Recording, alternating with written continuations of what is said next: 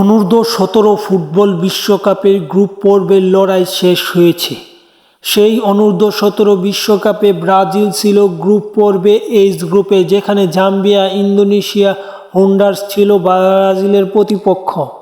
আমরা মূলত এই ভিডিওর মাধ্যমে জানব অনূর্ধ্ব-17 ফুটবল বিশ্বকাপের গ্রুপ পর্বে ব্রাজিলের এইচ গ্রুপের পয়েন্ট টেবিলে কার অবস্থান কোন জায়গায় আছে তাই জানবো। তার আগে যারা এখন পর্যন্ত চ্যানেলটি সাবস্ক্রাইব করেননি তারা চ্যানেলটি সাবস্ক্রাইব করে পুরো ভিডিওটা দেখেন, তাহলেই মূলত জানতে পারবেন সেই গ্রুপে ব্রাজিলের অবস্থান আছে কোথায়।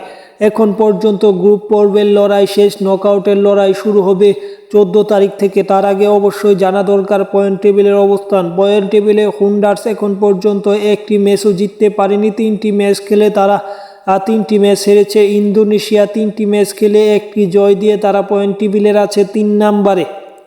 যদি পয়েন্ট টেবিলের 2 নম্বর তালিকা দেখি, সেখানে আছে জাম্বিয়া অনূর্ধ্ব-17 ফুটবল দল। তারা এখন পর্যন্ত 3টি ম্যাচ খেলেছে, বলতে গেলে প্রত্যেক দলই 3টি ম্যাচ খেলেছে। 3টি ম্যাচের মধ্যে জাম্বিয়া 2টি জয় পেয়েছে এবং একটি ম্যাচ ব্রাজিলের বিপক্ষে ড্র করেছে, এবং এই ড্র করার মাধ্যমে পয়েন্ট টেবিলে 7 পয়েন্ট তাদের।